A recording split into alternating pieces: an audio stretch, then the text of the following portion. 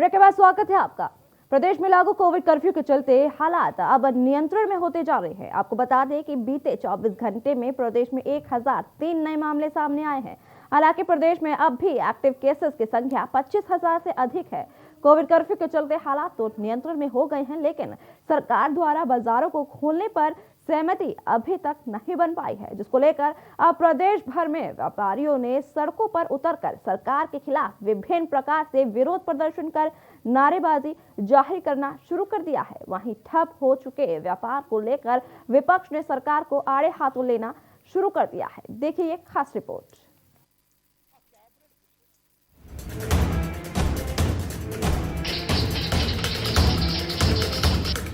प्रदेश में कोरोना की दूसरी लहर आते ही संक्रमण का ग्राफ तेजी से ऊपर जाने लगा है।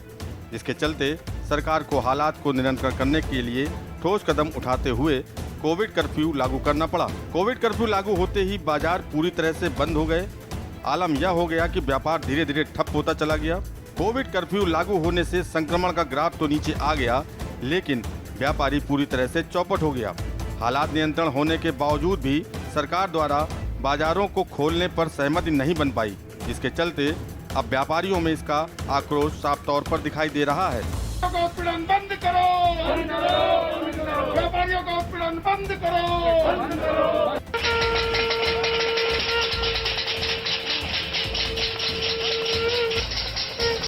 व्यापारियों का कहना है कि कोरोना काल के दौरान तमाम व्यापारियों ने शासन और प्रशासन का पूरी तरह से सहयोग किया। बावजूद इन सब के आज हालात नियंत्रण होने पर भी हमें व्यापार नहीं करने दिया जा रहा। सभी व्यापारियों की जमा पूंजी भी खत्म हो चुकी है।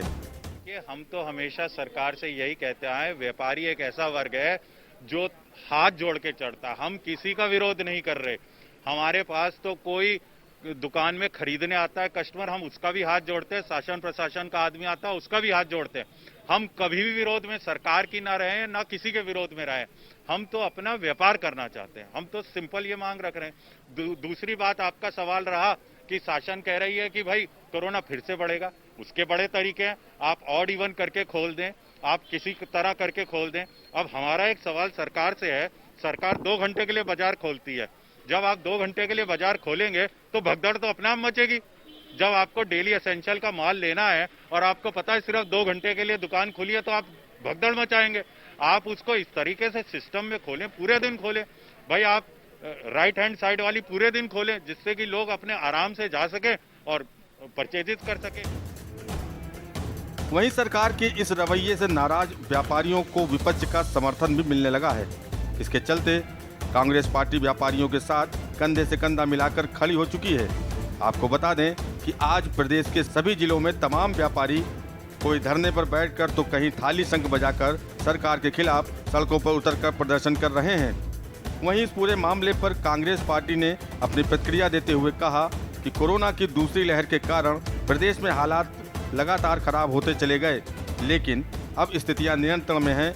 बावजूद इन सब के सरकार ने कोविड कर्फ्यू की अवधि को अगर बढ़ाया तो सरकार को चाहिए कि व्यापारियों के लिए आर्थिक पैकेज की सुविधा मुहैया करानी चाहिए। कोरोना की जो स्थिति है वो आप सबके सामने है।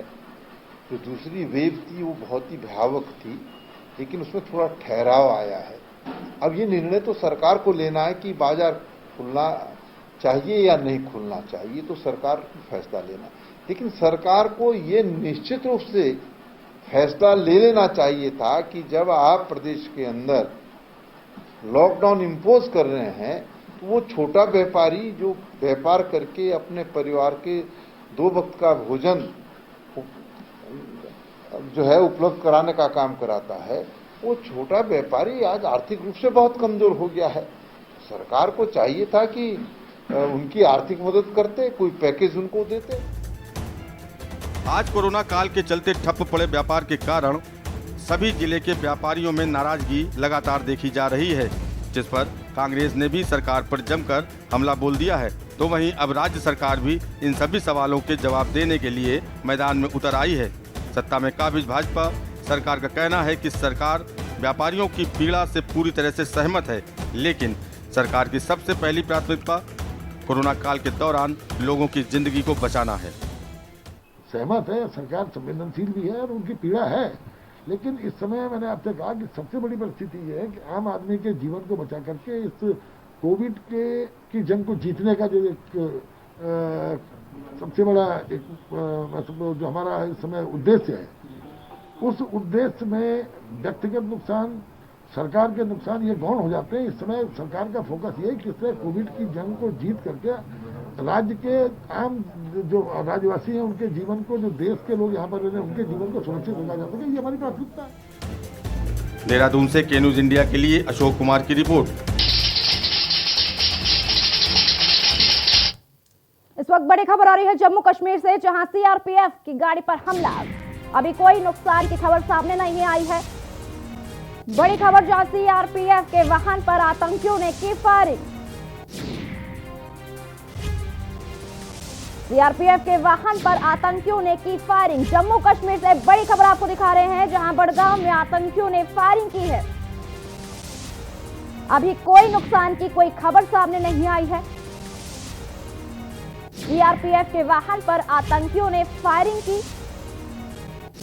बड़ी खबर जम्मू कश्मीर से आपको दिखा रहे हैं, जहां सीआरपीएफ के वाहन पर आतंकियों ने की फायरिंग। बड़गांव में आतंकियों ने फायरिंग की, लेकिन कोई भी नुकसान की खबर अभी सामने नहीं आई है।